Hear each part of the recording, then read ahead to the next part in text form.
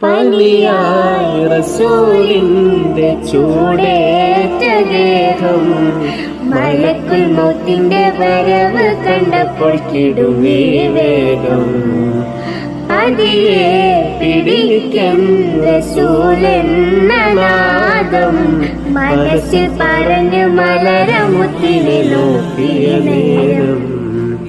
ഉലയാത്ത ഉമറും ഉടയുന്ന കണ്ടു, ഉടലായ മകളും ഉരുകുന്ന കണ്ടു.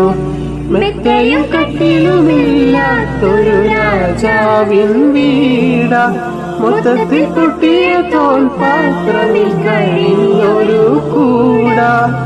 വിതുമ്പുന്ന നബിയോട് തുളുമ്പുന്ന മിഴിനീര് ഒപ്പിയെടുത്തൊരു ചുവരാണ് സ്വർഗ്ഗക്കൂട്.